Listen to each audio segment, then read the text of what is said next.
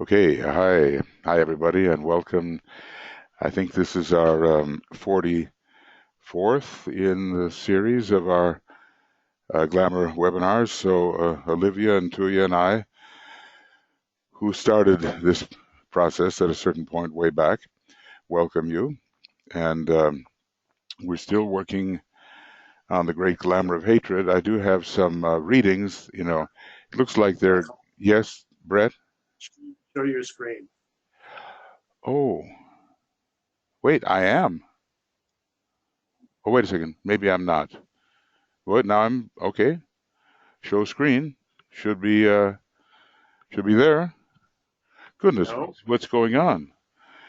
Um, show you're the presenter. screen. Okay. Goodness, I'm just pressing the show screen, and should I be pressing the arrow, Brett? Show screen is Try the paused. Okay, show screen is paused. Now, aha. here I go again, and it says it tells me show screen. So Oh, what can have happened? I agree that I don't see my screen because hmm am I the hmm. wait a second, am I the You're the organizer and presenter. Are you sure you're? No, that's right.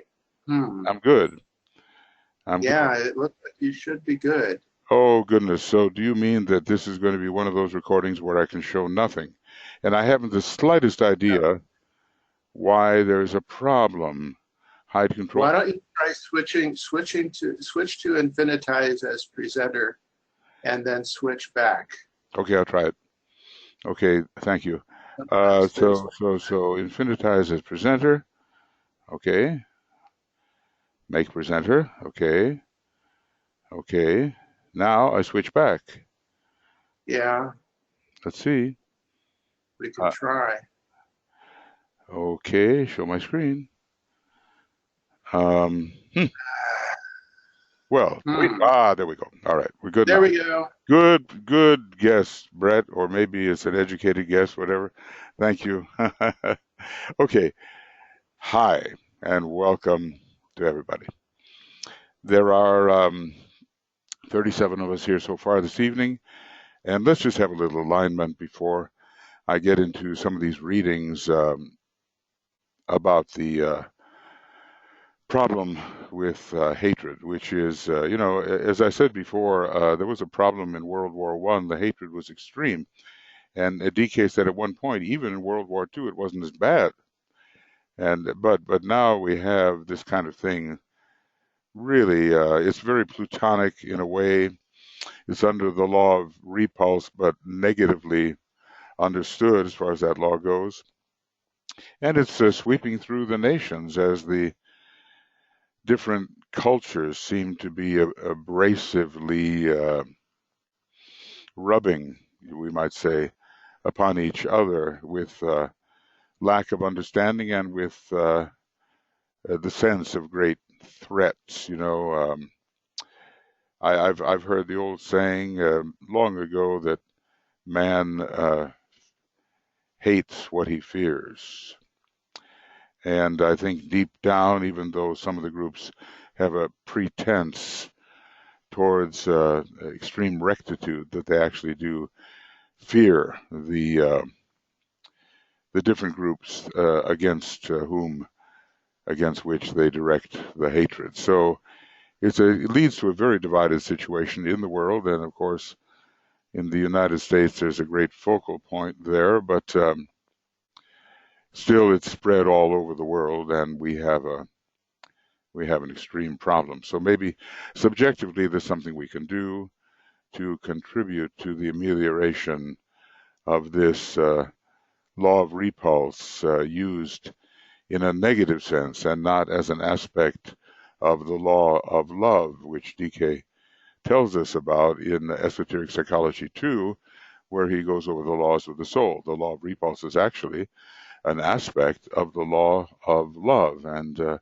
serves the greater cosmic law of attraction. But the way repulsion is being used now, it just simply leads to something that's even a greater glamour, and maybe the one true heresy, the great heresy of separateness or separativeness. So here we are, and let us somehow breathe the soul presence into our consciousness,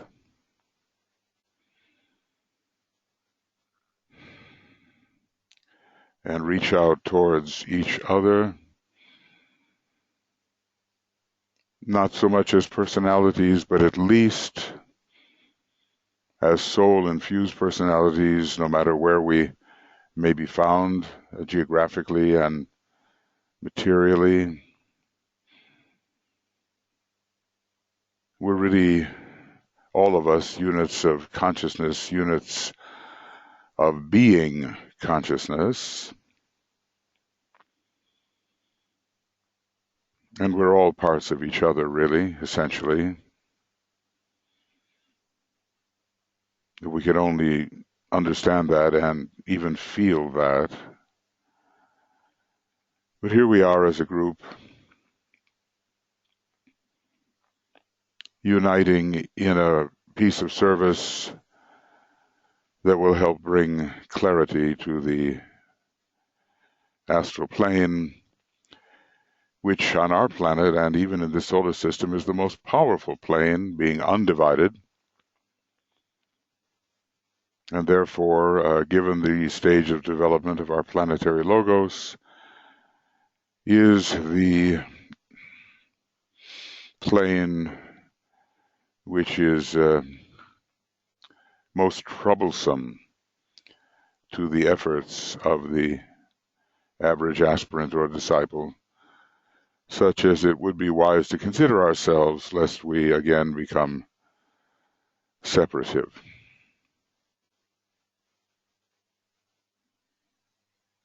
So we tune in on each other.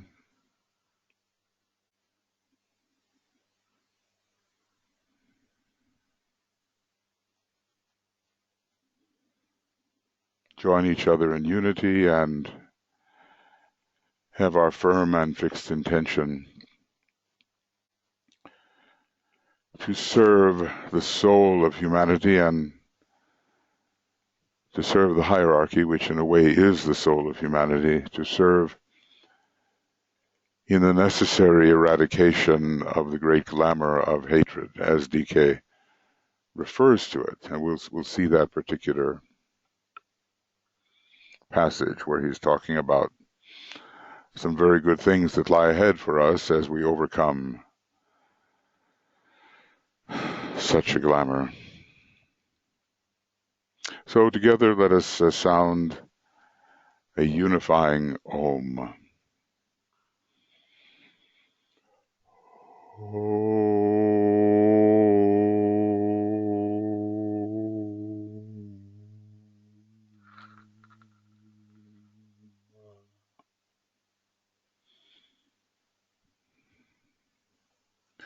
Now the readings, I guess I selected out something that might be like 3 readings. This is number 45. And no, this is number 44. Going back here. Yeah, this is it here. And I'll make this just a little bigger. Okay, so let us think together. And if thoughts come to you for discussion, then make note of them, and they can be either spoken, or you can put them in the question box, the chat box, and between Brett and me, we'll probably see them. So, okay. There are, let's see, sometimes I write something in here, so I'll just do that, which will allow me to write if I need to. There are 2 lines of destruction Of course, we're in a period when destruction is considerable. It's the Armageddon period, and Pluto and Vulcan are both first-rate planets preceding the first initiation of the individual and of humanity. So we're in that period, and we've got to view it in the correct way. That which is meted out by human beings with no understanding of the life purposes, who act blindly and ignorantly, prompted by selfish desire. They're still working, pretty much in the hall of ignorance before the pairs of opposites, soul and personality, have become real to them. So acting blindly and ignorantly, prompted by selfish desire, by love of power, or by hatred. Well, you look at the lower concrete mind, and its development takes place in the third petal of the egoic lotus. It's kind of interesting, Virgo is so connected with the love of Christ and the appearance of the Christ, but also with this kind of separative discrimination which separates person from person and group from group. I've kind of looked at that in the charts of people who have committed really terrible separative crimes, and they're looking for a certain kind of purity, which Virgo suggests, and they're really using it all the wrong way. So this love of power is there, and that, of course, exists because of egotism, or egoism is the condition that precedes egotism. In other words, it's a mistaken identification which leads to exalting the lower personal self. So where the lower personal self doesn't really figure prominently in the consciousness of the individual, there can be no hatred, the kind that rebuffs another individual, because it's number one, it's the ego that wants to be exalted, and others are feared and therefore hated. There is also that line of destruction which is permitted by the soul in due and right time, and it comes when a new vehicle of expression is demanded by the indwelling life. Well, one of the most popular, it's death in a way, because you can't keep using the same vehicle. The vehicle will have its limitations, and according to the consciousness gained, so will the new vehicle in a new life be. On the other hand, and so we can call this, in a way, we can call this like death and reincarnation, or the fourth initiation. I mean, they're not equivalent, but there is a kind of a very important second death here, as the personality and causal body are relinquished, and the soul, or the solar angel, is allowing that. Therefore, there is much destruction permitted by the custodians of the plan. They're found on the atmic plane. They are not yet as high as registrants of the purpose, but still that which comes down from Shambhala is formulated on the atmic plane by these masters, and they're called custodians of the plan, and they supervise its working out. Therefore, there is much destruction permitted by the custodians of the plan, and much evil is turned into good. I recall DK saying that the Black Lodge actually plays a part in the plan of the solar logos, but not so much in the plan of the planetary logos, for whom the Black Lodge is a big obstacle. So much destruction is permitted by the custodians of the plan, and much evil turned into good, because the end is seen from the beginning, and the consciousness is ripe enough. Is our consciousness ripe enough in experience to relinquish the form, because of the sense benefits to be gained? Now, that's going to take, that's going to take a while, some millions of years. Even then, when entering the hall of wisdom, which involves the seventh, eighth, and ninth petal of the egoic lotus. So you've got to be pretty mature in order to see the advantage of relinquishing the form.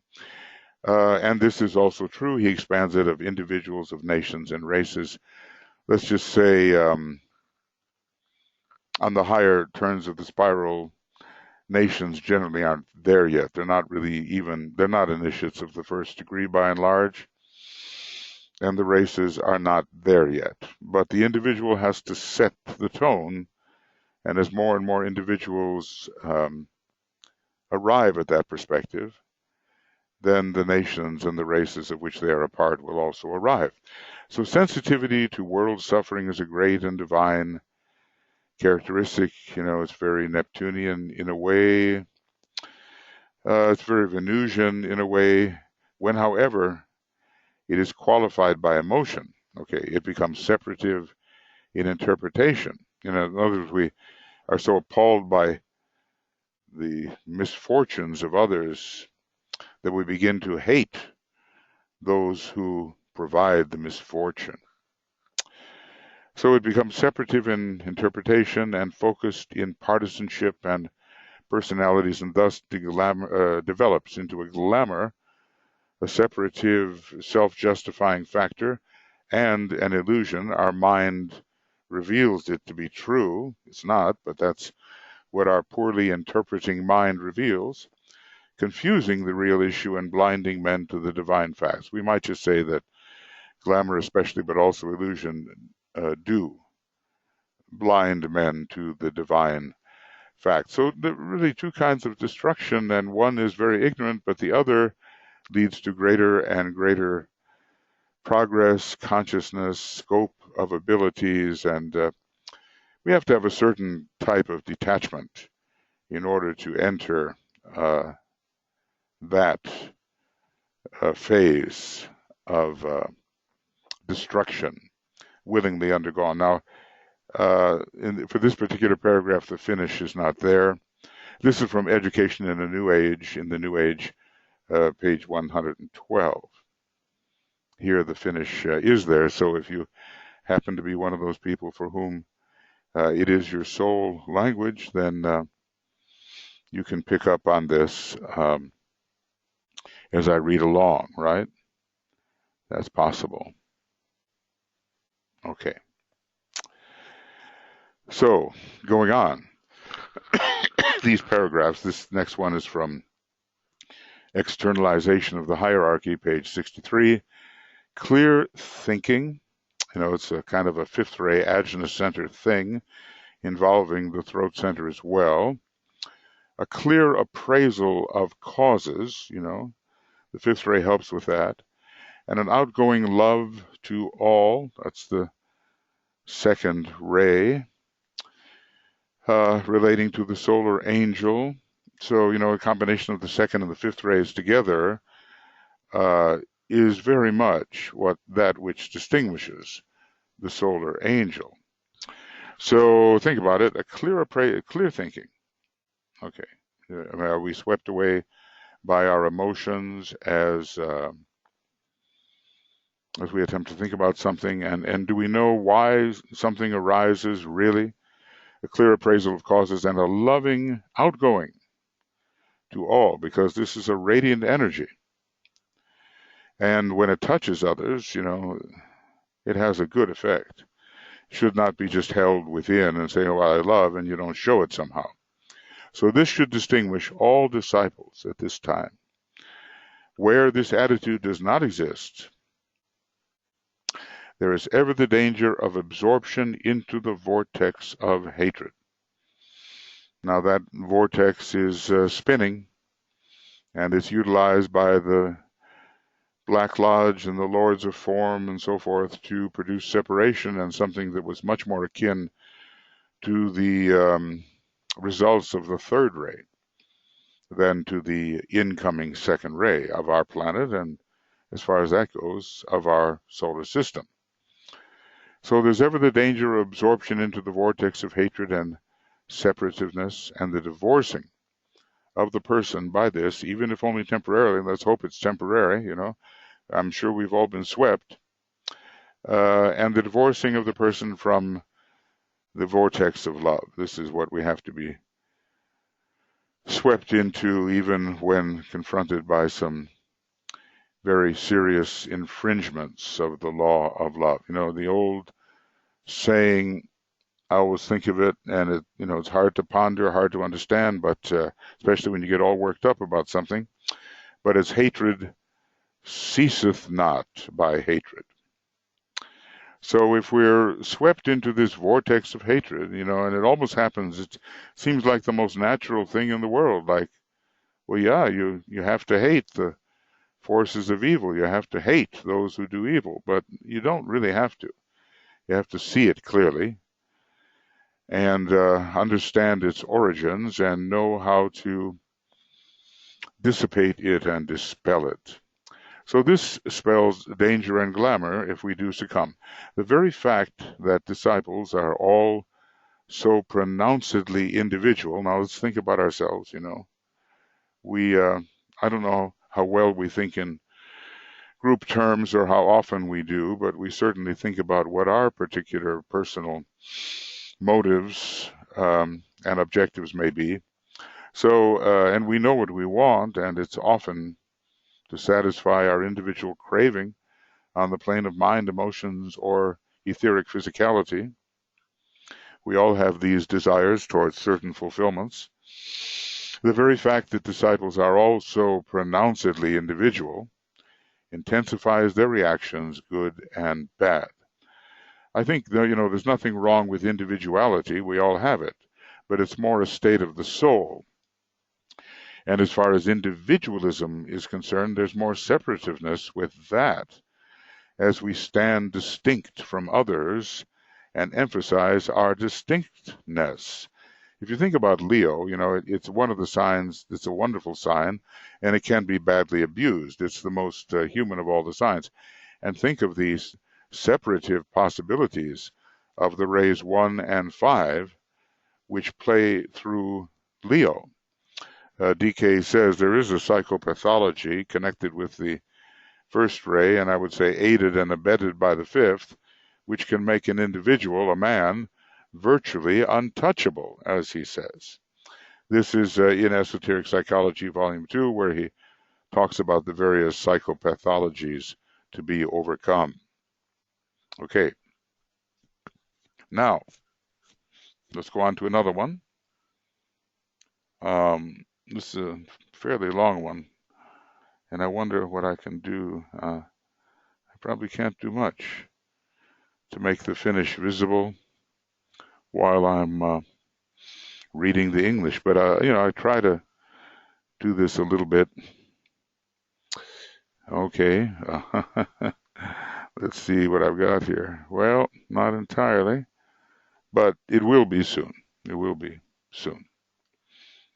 There, some of it is anyway. So, next, as we are dealing with the problem of glamour and illumination, and we might say the glamour always works against true illumination, and as does illusion, it might be of value here if I dealt with the particular glamour which I would ask your group to aid in dispelling. I'm not sure who he's talking to here, but I think maybe he's talking to the people who were organized into the Observers of Reality, the second seed group. I refer here to the glamour of separateness. It's so foundational. It's built into the third ray, which is ruled by Saturn, which can be very much a planet which cleaves and separates. And Mars, with its cutting quality, gets into that as well. Those are the two so-called malefic planets. They're not really malefic, of course. They are great gods, one greater than another.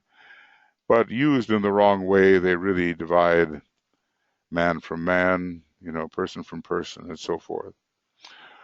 Work along this line will have most practical and salutary implications for none of you, as you will discover, will be able to work effectively on this matter if you feel any sense of separativeness. Well, just let's analyze what we feel. And here's the question. Have we really, really, really overcome separativeness? I know on a bad day, I certainly haven't. But, there are ways when the heart opens and the whole is seen as one, and we begin to understand that the macrocosmic whole is all there is and that we are everywhere. Harmlessness is the expression of the life of the man who realizes himself to be everywhere. Wow, what a statement, if you really stop to think about that. So anyway, we can't be effective here if we feel any sense of separativeness. This separative reaction may express itself as hatred, as a really powerful repulsion, and actually wanting to eliminate, a very Platonic thing, destroy, pulverize, negate, remove the one hated. That's the ultimate in hatred. This separative reaction may express itself as hatred and as an active dislike or a voiced criticism, perhaps in some cases all three. So the factor of repulsion is really present in the throat center, ruled by Saturn. In the case of a disciple, is used to say separative things and to think separative things, and basically to make unity impossible. So let's get rid of Steve Bannon down here. Okay. There are forces which you may regard as separativeness, personally regard as separativeness, or as the cause of separation. But, okay, I would remind you that the favorite views and cherished beliefs of those to whom you are mentally opposed, because, if you look at the heads of the Hydra, the scorpionic heads of the mental plane,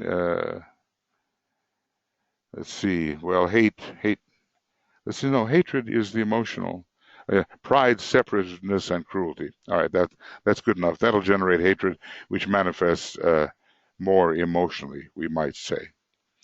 So anyway, I would remind you that your favorite views here, often under the guise of a strenuous adherence to what you regard as right principles, we all have them, don't we, are to those who hold them equally right. In other words, they feel as right as you do, and they are adhering to their favorite views and cherished beliefs with the same strenuous kind of attachment as you have, as I have. So we have to remember that. Their perspective says, I'm righter than you, more right than you. And they're convinced, and we're convinced. And what do you do in a situation like that? Except change your perspective and make it even higher. They are in their place as sincere as you are, and as eager for the achievement of the right attitude as you feel yourself to be. So it's a two-way street here. Love and hate are both reciprocal. This is something often forgotten, and I would remind you of it. We're always impugning the motives of people that we are convinced really have the wrong end of the stick. We can't understand why they see things as they do, obviously incorrectly, right, as far as we're concerned. But then we have to think about, what their attitude really is and why they feel so justified, Now here is something, about the Jewish group. This was all written around the time of the war and in its aftermath, and basically he had told us that the Jews and the Germans are so closely related. It's really a family battle.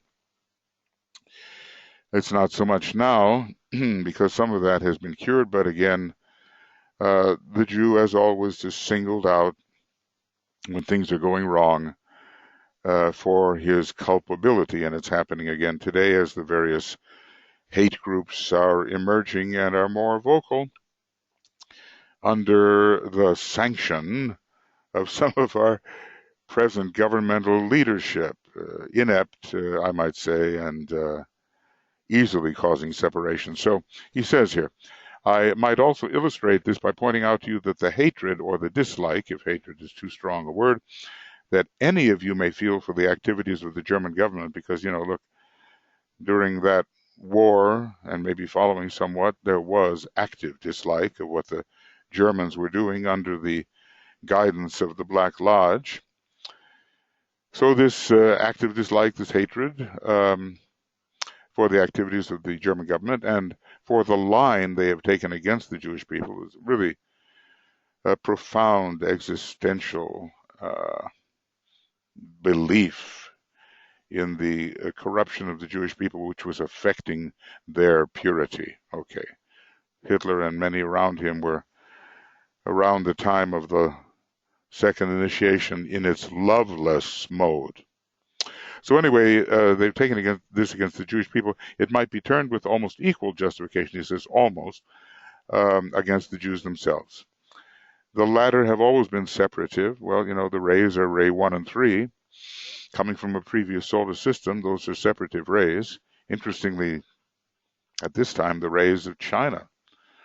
Although Taurus is in there and Libra, maybe some amelioration can occur. The latter have always been separative and have regarded themselves as, quote, the chosen of the Lord. Well, how much more separative can you get? Then the others then are the rejected of the Lord and have never proved assimilable in any nation, though DK does point out that assimilation is the way for the Jew, and then the qualities so long cultivated and so excellent and part of the what he calls the spiritual aristocracy of humanity will merge and blend into the next and forthcoming group and really elevate it. Now he says this interesting thing, the same can be said of the Germans, non-assimilable. And from many they evoke the same reaction as they mete out to the Jew, though not the physical persecution, at least not yet. There's a lot of karma to pay here. Neither attitude, as you well know, is justifiable from the angle of the soul. They are both equally wrong. The soul is love, the soul is light, the soul is unity. Whatever the ray may be, the soul sees the whole, okay? And in the wholeness, we are all included, and there's no room for the cracks, the fissures. There's no room for that. They are both equally wrong, and this is a point of view which the Jew and the anti-Jew must eventually understand, and through understanding, a very Piscean unitive thing, bring to an end. I mention this because I'm going to ask you to deal with that ancient and worldwide glamour, the glamour of the hatred of the Jews. So he had plans for his group. And I don't know, did they ever get there? There were problems in the group itself as part of the training, because when you're dealing with the most powerful vehicle, the astral vehicle, it can easily overcome you, and some people wound up in rough shape while they were members of this group or being influenced by members of this group. Okay, so look, so I said, okay, this is about a half hour of work here, and I'm calling this the end of our second reading on the glamour of hatred. It's program number 44. It's taking place today, the 18th of August, and the next is again the third reading on the glamour of hatred. By then, maybe we'll be able to finish this little section. I also want to mention that some of you know that Tuya and I are broadcasting the Ask programs. This week, they are being dealt with in the morning. We are attempting to alternate them, but the glamour program continues in the evening, that is 5 p.m. Greenwich Mean Time. It's all set up that way, so there's no sense to change it, but the Ask program will change again next week, and it will be in the evening and not in the morning. It will begin on Wednesday with the triangles work.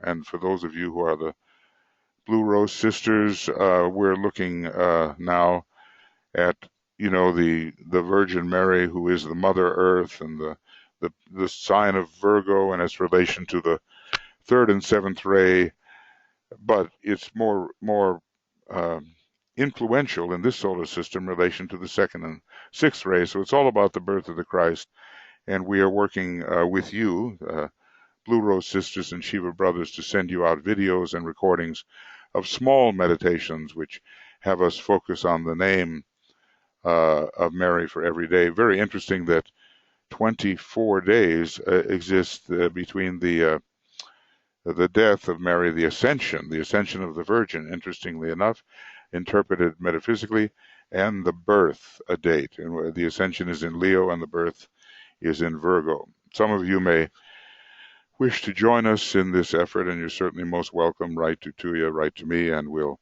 see what we can do. Okay. Now, it's time for us to take a look at any thoughts you may have over our readings on the great glamour of hatred. By the way, in the next, there it is, in the next reading that we'll have next August, 1 week from now, 25th of August, he refers to it as the great glamour of hatred. See, and it's a very, very positive paragraph, but illustrating that we have to overcome these things. And, you know, when we think that we're quite finished with hatred, you know, well, under provocation, anything is possible, and old habits rise to the surface. And when Pluto is so strong in cleansing the psyche of humanity before the reappearance of the Christ, well, really before the externalization and then the reappearance, that repulsive quality of Pluto is going to be, you know, strongly manifest, and it is now in a sign, Capricorn, which interestingly enough rules the region of hell as well as the much higher regions of supernal light. So Pluto, Hades, you know, in Capricorn with the three-headed dog, Cerberus. We've got some pretty strong energies going on at the moment, and we have to counter that with the fire of goodwill and the fire to love. So, are there any questions? Yes. Okay. Let's see. Carl has his hand up. Carl's got his hand up, and let's see. Hand is not. Wait a second. I got. Okay. Do you read anything from Carl? Because I'm not seeing anything. Wait a second. No, now he has his hand up to talk. Oh, to talk. Oh, there we go. Okay. Thank you for reminding me. All right. Okay. Go ahead, Carl. Go ahead. He still seems muted. No, he's unmuted on. Oh, wait a second. That was Zach. Did I unmute Zach instead of Carl? Let's see, Carl. Come along. Can you unmute him, Brett? I just did. Okay, Carl. Hi, Michael. Hi, Carl. So Well, actually, yeah, go ahead. sorry I missed the last couple Yeah. glamour sessions. I had other things going on. Okay. And actually, I actually had my hand down, I thought. Okay, well, something happened. Something happened. Rather than up. Okay. I really, at this point, don't have any questions. Okay, I might have been responsible for that. I thought I saw your hand and it disappeared, and I put it right back in there. But I'm very glad to have you back with us, and thank you. You know, you're always one to think of these things in a serious manner. So welcome back. Okay, good. Thank you. Now, you bet. Now, Yeah, we have written comments from Okay. Isabel, Yvonne, and Clesia. okay, so here's Isabel Kung and and something. Did you work at all with Pura Yes. Angulo? Okay, I hope he or she, I'm not sure, recovered from the lack of sound. Okay, so anyway, Isabel, Cosmic Fire page 407, number 4, gives a possible clue as to the exacerbation of the lower mind activity and the need to balance it with soul love. Okay, so let's take a quick look. I wonder if I can find that. Did you say page 407? Okay, let's see if I can get there. Blah, blah, blah. Okay, put this down. Word, word, word, word. Okay, something's happening here. It shouldn't be Word. It shouldn't be Word. It should be the Alice Bailey books is what it should be. Okay, so let me see if I can get those. And there we go. Okay. Amazing what we can do now when you consider the days of letter writing back and forth. I remember it took me about 2 weeks to communicate with the South Pacific, and now it's instantaneous. So anyway, Treatise on Cosmic Fire, page 407. Okay, and let's see what we got here. And then view, hidden, okay. I think that's what you said. I think she said 407, right? Yeah, 407, number 4. Okay, Yes. let's see what we got here. Cosmic Fire, and here's 408. And what may be number 4? Number 4. Wait, there's 406. And do you see a number 4 there, Brett?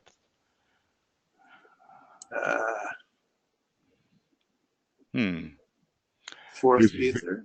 The fourth plane. Is that it, possibly? Or number 4, does she mean the fourth paragraph? I'm not sure what number 4 means because it's not listed as number 4.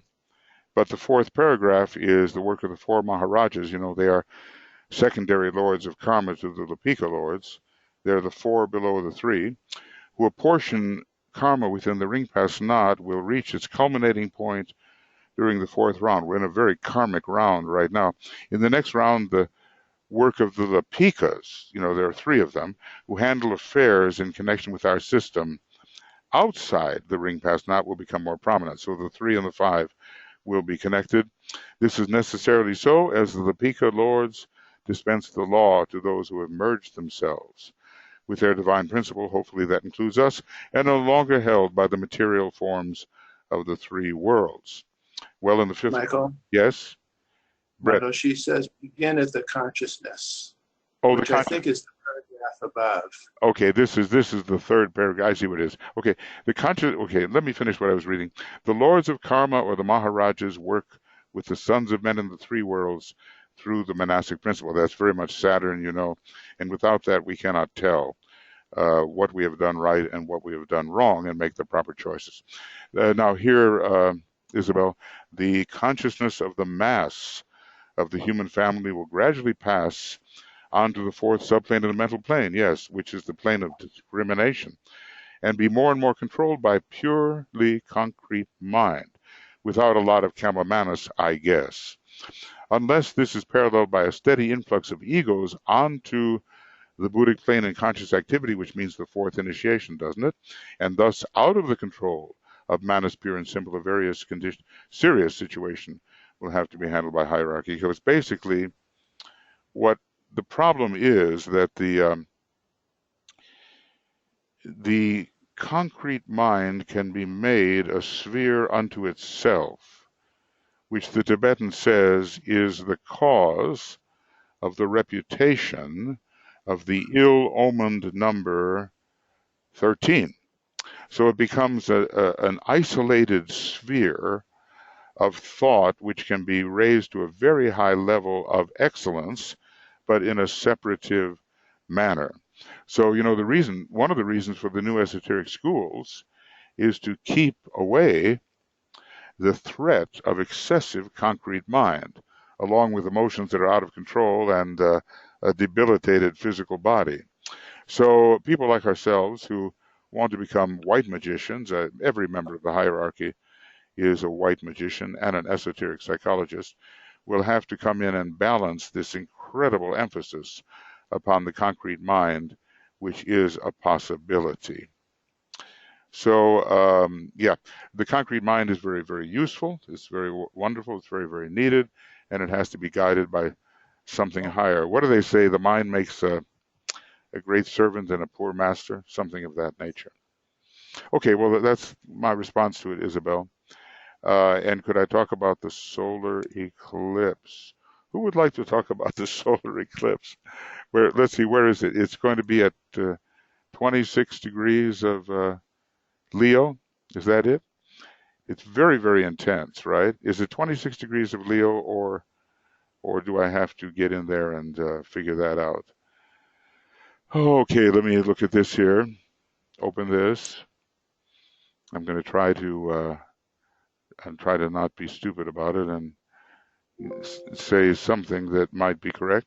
Okay, so we're at 15 Cancer right now, the moon is, and let's see what happens here. Let's go over here and we'll look at the lunar phases. Now this is in Finland, but that's okay. Oh no, I did the wrong thing. Sorry. Lunar phase, apply, and here we are, full moon and new moon. Now new moons are connected with Shambhala, and this one is going to blot out the appearance of the moon. Let's see, solar eclipse, right. So the corona of the sun will appear. The sun represents everything spiritual.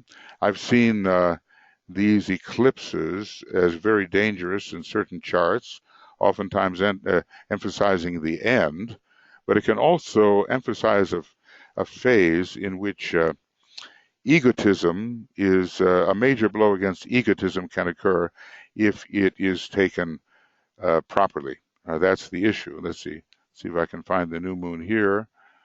Well, that's how it will be here in Finland, but everyone will have a different rising sign. It's at 28 degrees.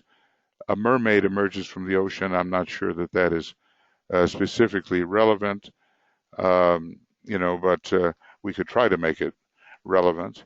Here in Finland, we have a powerful Aries rising and Pluto at the midheaven, but that won't be the case wherever we are, wherever you may be. So this is the chart, and of course we could move this chart all around depending upon your location, and it would be different. But the major factor is a healing factor, I think. We have,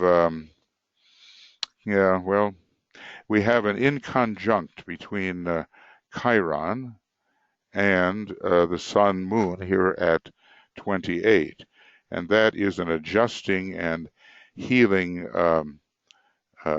indication. The main thing is that we have to avoid the emphasis upon egotism. Now the sun, is shut out in a way. Does that mean that the spirit is shut out or that the lower ego is shut out? Let's hope that the shambhalic influences, which are all about the emergence of the spirit, are what actually do take place. People are running all over for this. If this hits you on an important part of your chart, it's going to be significant. But what is blackened out? Either the spirit or the ego. Which shall it be? There is an important choice. So, hang on to your horses, and maybe we'll have to have some kind of broadcast for that eclipse. Let's see, when does it occur? We're quite close, just 3 days here, and it's occurring at 9 o'clock p.m., 9:30 p.m. here in Finland, and the GMT time will be 6:30 GMT. So just calculate that for your particular time, and although maybe not all of us use the new moon meditations, this is a time to decide how that Leo energy will work for us and whether it will be a negativity or a great potential positivity. Someone was pointing out the other day that the Sun Black Antakarana formula, is it formula number 5 in the Dyna books? I think it's formula number 5, Sun Black Antakarana. It's all about how egoism via the Antakarana and even individuality gives way to something much higher, the spiritual sun. So sun black antikarana, we might call it sun antikarana black, where black is the symbol of Shambhala. We might also move these around in various ways, where the blackness is the ignorance of the lower ego, followed by the antikarana leading to the full blaze of spiritual glory, which the sun represents. Anyway, meditation upon that fifth formula, sun, black, antikarana, and its permutations might be profitable. So that's kind of, Yvonne, what I can say about it from a spiritual sense. Okay, so Ecclesia, here we go. Okay, am I right here? How would you tell the difference between an attack by the Black Lodge and repulse of your body by the soul for rebirth? Well, I think the latter is a much more natural thing. And, first of all, he said, look, don't think too much about the Black Lodge, although it's warring militantly against the progress of disciples in general. Most of us don't warrant their attention. So Morya, Helena Roerich said a very interesting thing. She said, you trouble yourself about a few minor demons, she said, while the daggers of Satan are aimed at our backs, meaning that the real taking on of the Black Lodge is a shambolic effort. Now, some of us may occasionally warrant the attention of that, but it would usually be the underlings in the Black Lodge that would trouble us. And usually it's an attempt in the middle of your life or at some point in your life when you might be able to do something really good and are intending to do so to stop you from doing it. Whereas the soul sending the word of death, which the mind picks up and repeats. As a matter of fact, let me go here to esoteric healing, which I think, gosh, where am I? Oh, where am I? Okay, so this is esoteric healing, and it would be law 10. Okay, let me see if I can find that for you because it's very interesting and very important. So this is, got too much going on here, law 10. How many of those are there? Okay, here it is. Okay, hearken, O Shela, to the call which comes from the sun, that's the soul, to the mother, and then obey. The word goes forth that form has served its purpose. See, that's quite different from the Black Lodge because they want to interrupt the possible purposeful expression of the form. Interruption is their game.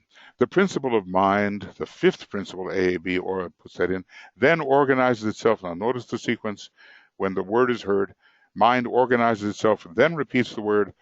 The waiting form responds and drops away. The soul stands free. That's the natural process of death. And it's very, very different from the kind of unfortunate interference that wants to stop a disciple in his or her tracks. Now, the next part is beautiful too because it's more about the fourth initiation. Respondo, it's part of the law number 10. Respondo, rising one, to the call which comes within the sphere of obligation. That's where we are now. Recognize the call emerging from the ashram. That's one type of call. Or from the council chamber, still higher type of call, where waits the Lord of life himself, Sanat Kumara. The sound goes forth, both soul and form together must renounce the principle of life and thus permit the monad to stand free. This is all about the liberation of the monad through the death at the fourth initiation of the causal body and the normal personality. The soul responds.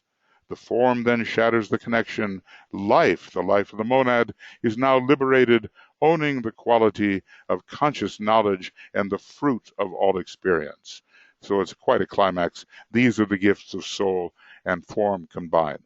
So, whereas some people might confuse one thing or another, I have to say that, at the end of a life or when the karmic factors are very strong, the soul can be felt intervening. And when you're getting ready to actually do something for the light and some kind of very dangerous interference occurs, then we can assume it is more of one of those militant attacks. But confusion can exist. Okay, that's the thought. Okay. All right. So let's see what else. Jan. Am I correct? Is it Jan now? Yeah. Okay. Hello, everyone. Just was considering the divisiveness of the most extreme separatist groups. Yeah, in the United States, it's really rampant. And they all seem to share the belief that they are working in tandem with the desire of God, who obviously likes white people more than everybody else. They equate their violence in situations as something that promotes the will of God. So, there's the possible link with some of them from the personality straight through to an inverted Shambhala force, avoiding the love of the soul. How does such a belief influence the power of the faction they are promoting? It seems it would strengthen the separative quality. Does it affect their effect? There seems a division in the quality of the effects of different separative groups. Well, some are more violent than others, and some have a much deeper kind of twisted philosophy. I don't know anyone without a separative quality of experience in the human form. Yes, okay, indeed. Transmutation of hate into love, i.e., by saying the simple prayer of St. Francis, Lord, make of me an instrument of thy peace. Where there is hatred, may I so love. Okay. It's true, and let's just say, Jan, that different people will have their different methods of transmutation. Whatever works for you, whatever opens the heart center, whatever allows you to feel essential love and inclusiveness, no matter how you may disapprove of the behavior of another or the words or the thoughts. Let's just say that we condemn, well, that's what Christ suggested, we condemn the sin and not the sinner. So we hold our relationship to the sinner, and we've all been there. Fish, sin, and soma. It's in the secret doctrine, and sin is basically the reaction of 666, which is the lower three vehicles, expressing themselves more powerfully than the guiding soul. That is sin. We've all been there. We've all been through Mars. We've got to learn how to use Mars in a better way. It's a very necessary planet, but it can lead to the expression of the beast, which is the unregenerate personality, and the king of beasts, we know, has to be killed by the white horn of the unicorn in Capricorn. Okay, what else? Anything else, Brett? Yvonne? Or did I? I did. I tried to talk about the solar eclipse, but I guess experiencing it is going to be the main thing. Now, some places, I think in the U.S., I haven't been up on that, but there's going to be a very, very strong total eclipse of the sun. For others, we'll have to experience it metaphysically. Yeah, Brett. What were you saying? No, go ahead. No, go ahead. Did you have something? No, I think that's it. That's it. Okay. That's it. Don't want to leave anybody out. Okay, good. Well, thank you, everybody, for your thoughts and questions. And, inevitably, look, we're talking about glamour, but it's occultism. I have to say the Tibetan, in my view, wrote one big book. One big book. And naturally, when we start talking about one of those books, we end up being able to talk about any of them. Who's to tell what little hint coming from a different book or a different angle may shed light on the particular subject that we are experiencing. The point is, we're working with energies and forces. The occultist does, retaining the Neptunian heart mystical qualities which reveal the unity. The occultist goes forward to work with energies and forces in such a way that identification as the one can occur. We're all on our way there, step by step, applying ourselves diligently, sometimes failing, but sometimes succeeding, and just giving no leeway or let up as we move forward. You know, there's a lot of second-ray souls in this work. And as DK said, they don't work by crashing through. Rather, they work by steady pressure with no leeway and no let-up of their efforts. And even if there are first-rate types, they are essentially, when they're working along these lines, they have another second ray very powerful somewhere. All of the, in my view, just about every first-rate type, soul type that was working with the Tibetan ended up having a second ray monad. So either the second ray monadically or in terms of the soul is what we can expect. No leeway, no let up, steady pressure, steady pressure. Okay. Anything else from anybody? Okay. Right. Okay. Well, you know, okay, Tuya.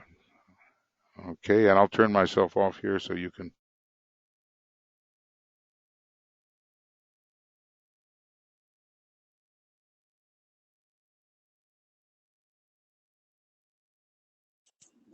Julia is still muted. Okay. There you go. Hello to everybody. My question is only that did you see that there was a question sent for Laura Circa to you and us? It's in email. Shall I put that in text box? Okay, well, just read it. It's rather long. I think it would be better that you read that. Okay. Put it in the text box. Okay, I tried to do that. It's big enough. It's rather long. Okay. Did you get it? Yes, we got it. Okay, so It's in the question. why can't I see that? You're looking in the questions? Is that what it? Yeah. Okay. I was not.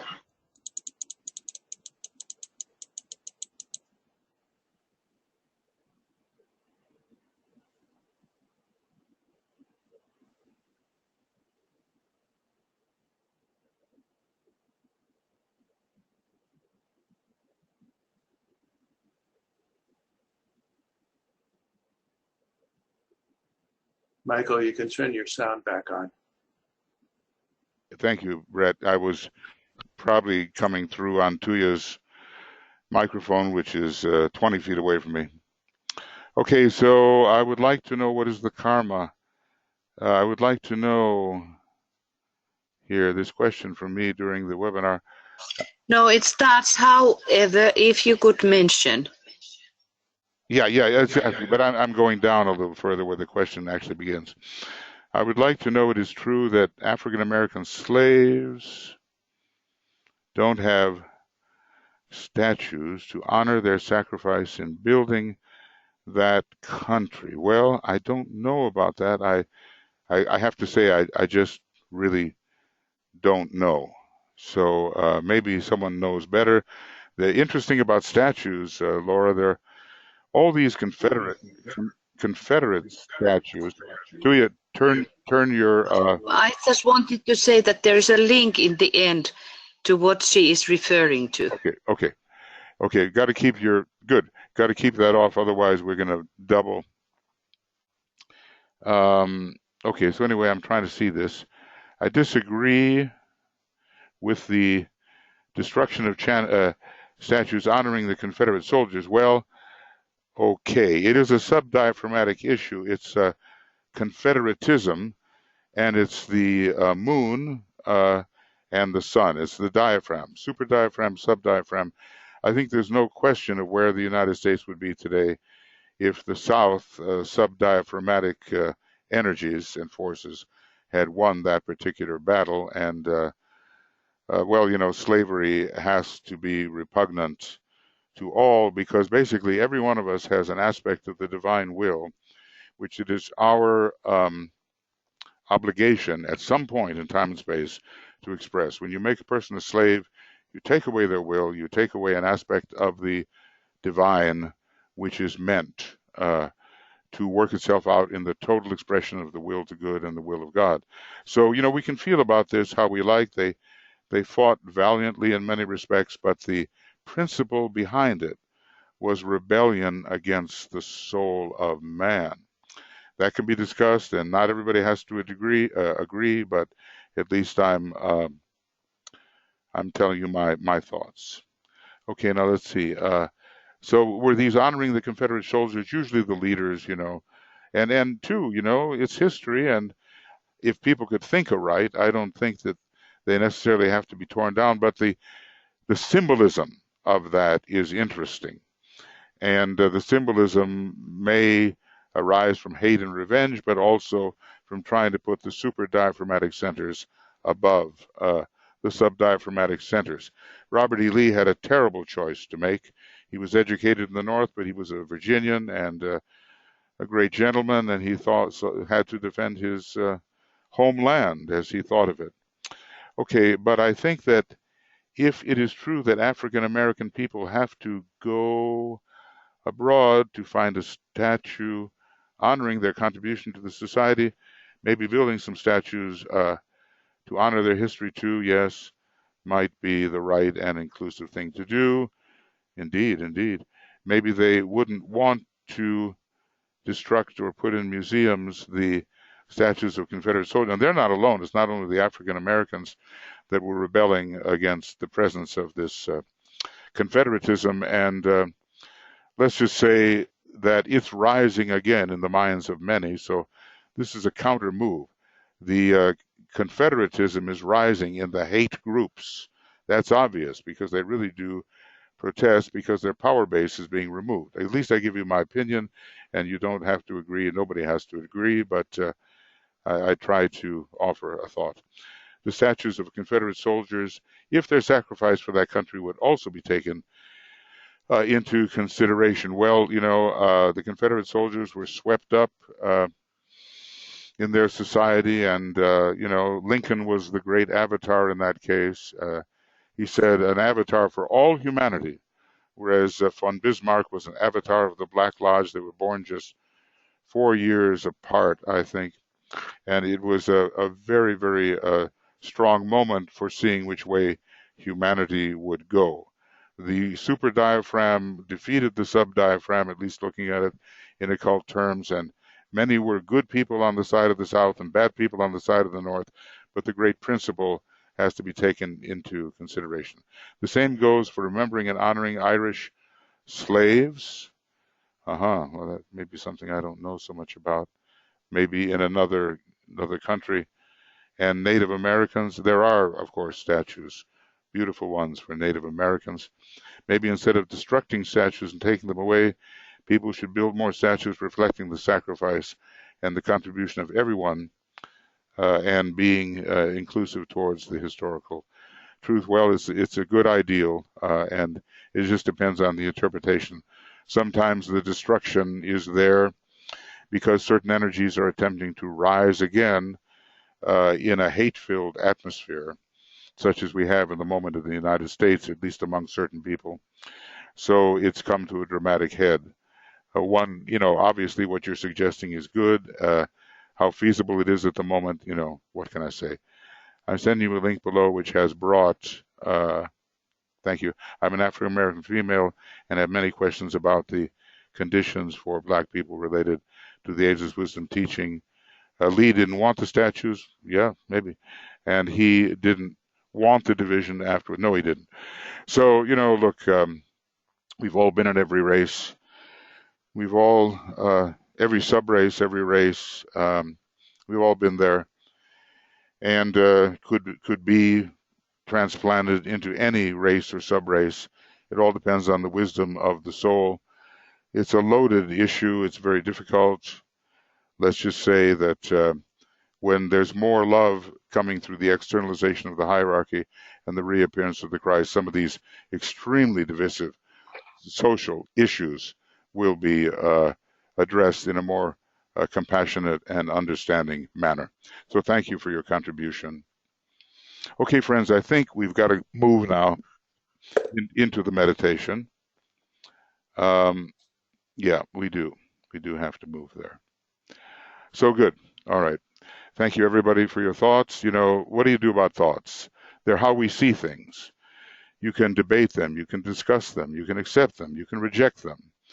The basic thing is that the Christ principle, the soul, the principle of inclusiveness, which takes into consideration not the outer form so much as the inner being. You know, we're all causal bodies here.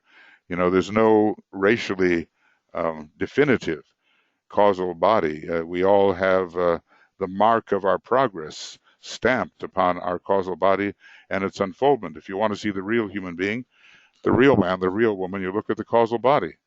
And that's something, of course, the world doesn't realize yet. And, well, you know, we spreading the ageless wisdom, we have to make that a possibility for more people. Thank you. All right. Now, let's see, Tuya, are you on there? Because I'm hearing. I am here. Okay, then go ahead. Did you want to say something? No, I didn't. Okay, then let's turn you off there so that we don't get the echo. Okay. All right, friends, here we go. It's going to be the great glamour of hatred again, which is very virulent. It's connected powerfully with Scorpio energy. And, you know, with the whole overcoming that for the sake of the, well, the ability to move into the second initiation, really.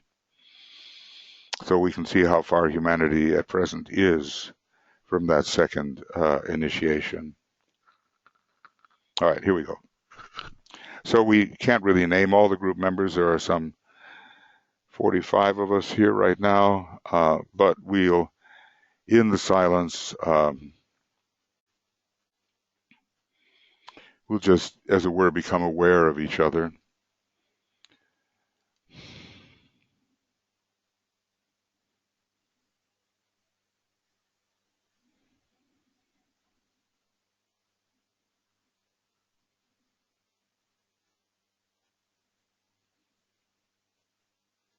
So wherever we are geographically, we're forming one group of, excuse me,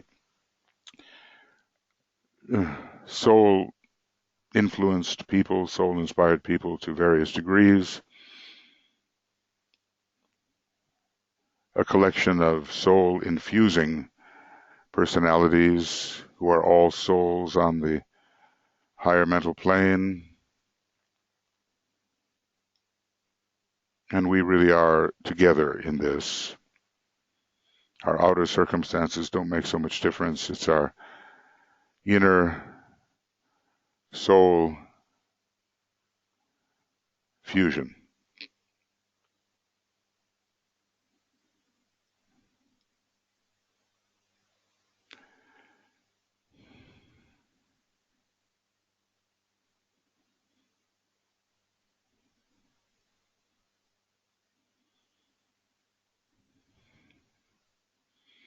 And in the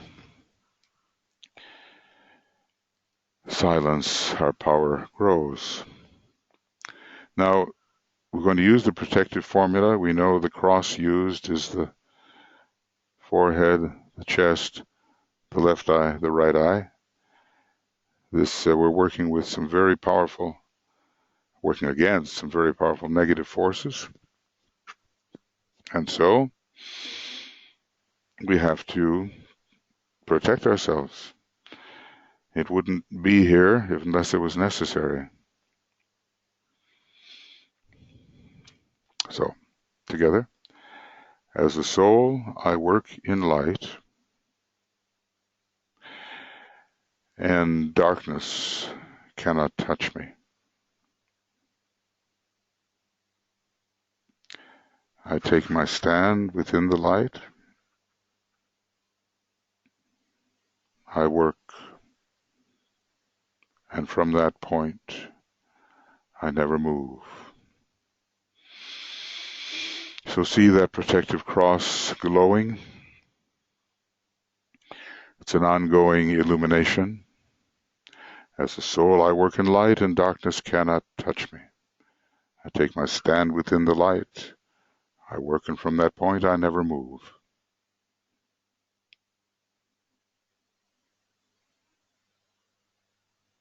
So each of us is protected by the light we essentially are. We're told the soul is light.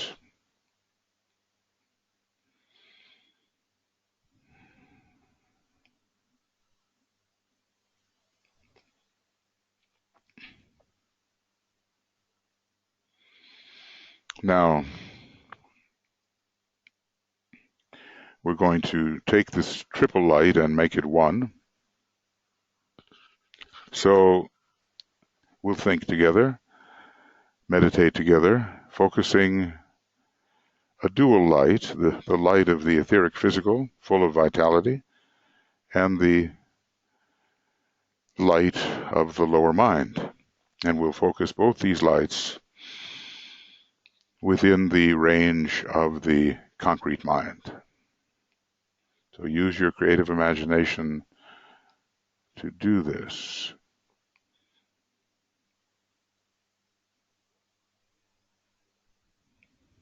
Raising the light of matter upward toward the place where the light of mind is found.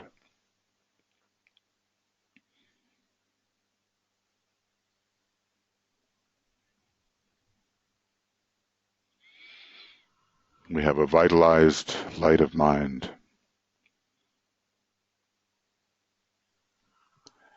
And then we turn our attention to soul contact. And using the creative imagination, we recognize the light of the soul, soul light, from the higher mental plane.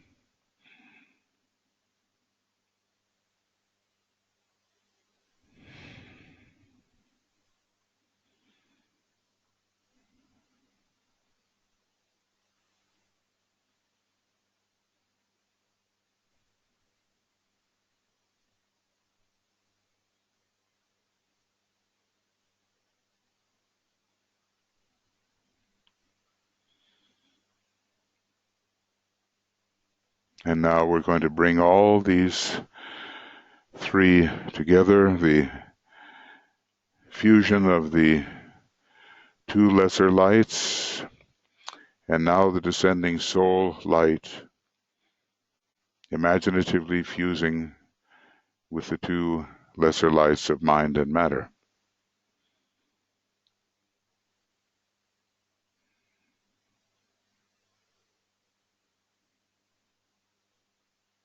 So on the plane of concrete mind, we have the descending soul light, the light of the analytical mind, and the light, the vital light of matter. And this is the basis of the searchlight we will generate. It's a bit like the horn of the unicorn, what we're doing here. It's a means of revelation, but also a means of destruction, a weapon of light.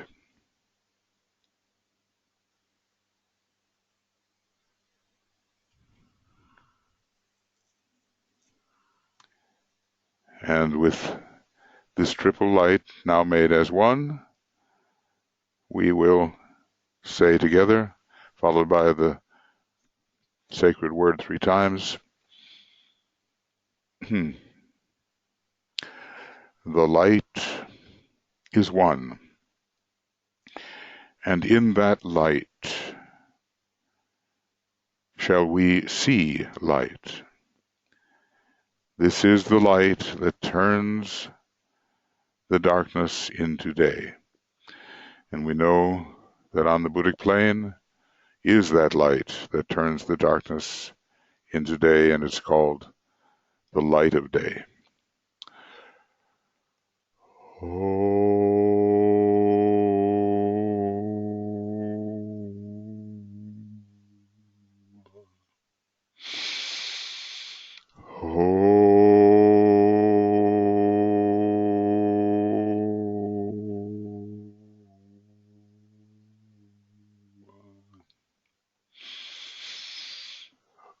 And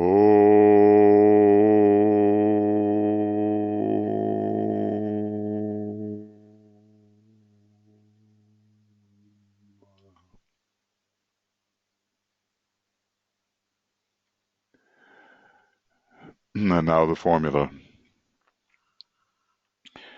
We're going to say the two parts of the formula, and as we do this, we're turning on our searchlight onto the astral plane, and it is doing the things that the formula suggests. So together, we visualize our searchlight extending into the visualized astral plane. It's outside our own aura. It's the plane of man's illusory fabrication.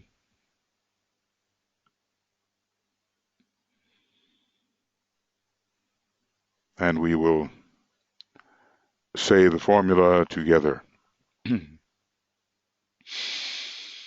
Radiance are we and power. We stand forever with our hands stretched out, linking the heavens and the earth, the inner world of meaning and the subtle world of glamour. The world of the soul is the world of meaning, and the subtle world of glamour is part of the earth nature of the planetary and solar logos. We reach into the light and bring it down to meet the need.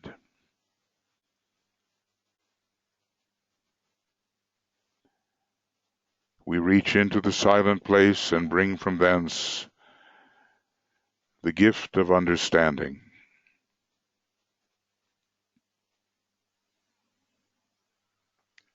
Thus with the light we work and turn the darkness into day.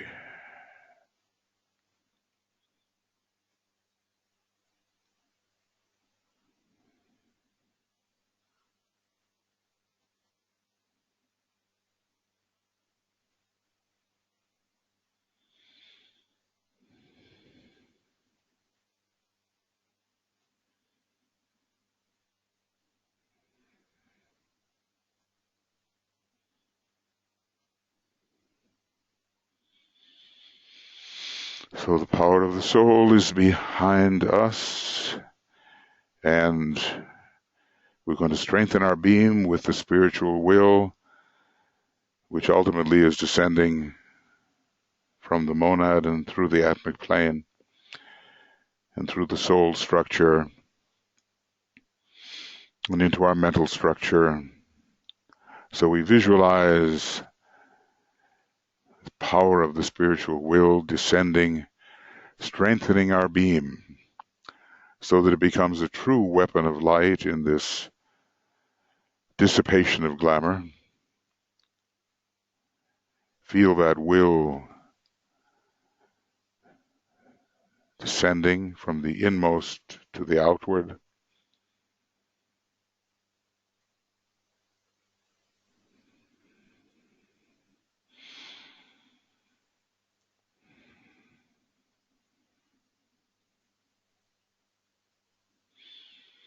And we say, with power upon its beam, the light is focused on the goal. And that goal, we know, is the dissipation of the great glamour of hatred.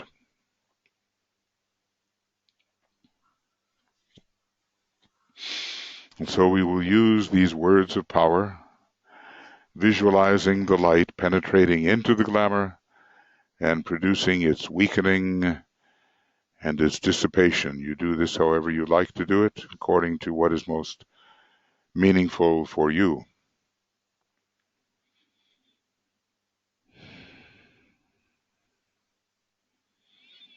So, the power of our united light prevents the appearance of the glamour of hatred.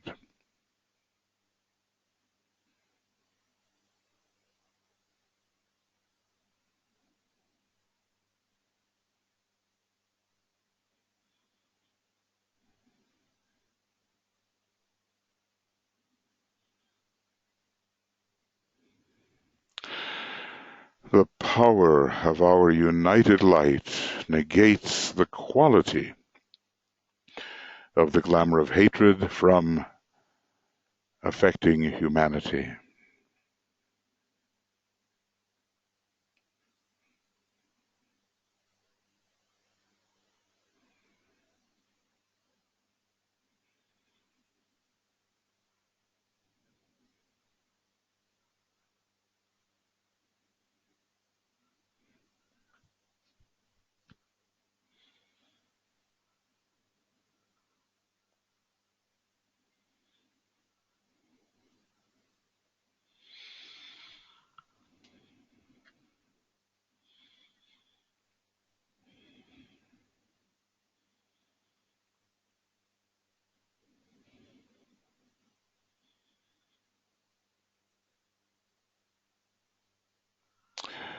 The power of our united light destroys the life behind the glamour of hatred.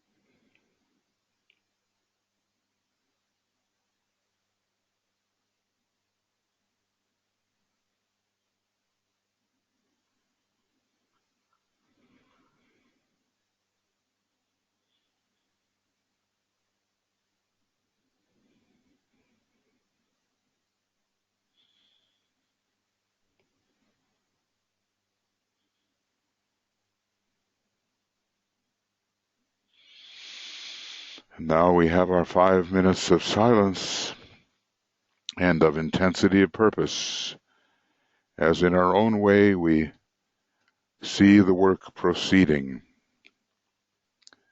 going forward. So let us now have that quiet time, where in our own way we visualize our will-inspired beam of triple light as one, doing its work in preventing the appearance of that glamour, of preventing the quality from affecting humanity, and preventing the life, the vitality, which would hold that glamour in livingness. We prevent it from being perpetuated. We see it dying away. So here we go.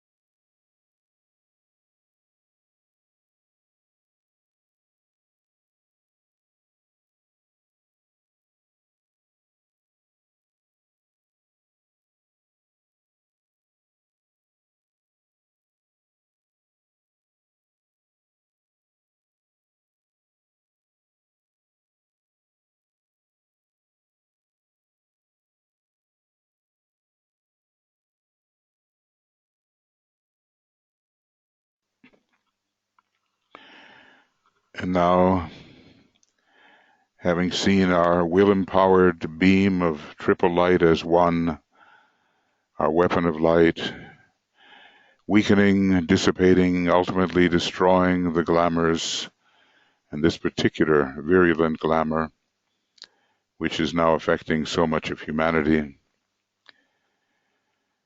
We're going to withdraw our beam from the astral plane, bring it back onto the mental plane, and turn off its extension. The beam is retracted, ready to be used again to rid the world of the miasmas, the untruths, the distortions, the exaggerations, the minimizations which glamour represents. And now holding each other in the light of unity within the one macrocosmic whole, we will sound the Om 3 times, contributing to the disappearance of Maya, glamour, and illusion.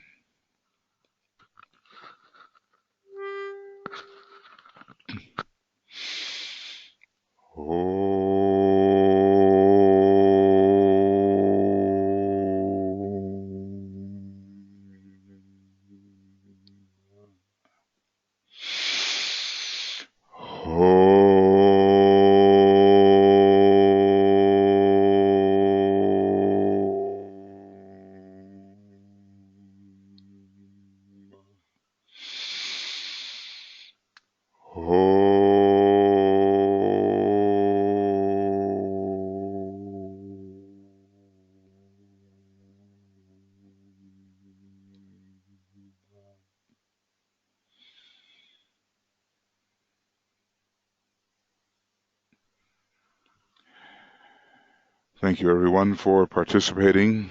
Tuya and I will be continuing in the 5 a.m. GMT time.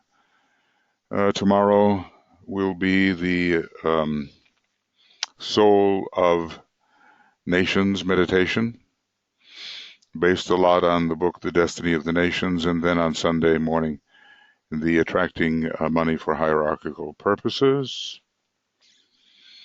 And then we have that, I'll have to think about that new moon. Maybe I'll have to talk it over with Tuya. Maybe we'll offer some kind of meditation on this eclipse, possibly. But if not, then make sure that you are in meditation at this time, looking for the eclipse of individualism and the birth of group consciousness in the deeper aspect of the sun. Michael. Yes, dear. We could have a webinar before that, because I think that the world situation and what is happening in the world would be very beneficial to have a little discussion together, and then we would have meditation. Well, let's see what we can. Yeah. Let's see what we can send out to people. We'll find a time, and if you can join us, great. And otherwise, it'll be available as a video recording. Okay, thanks, everybody.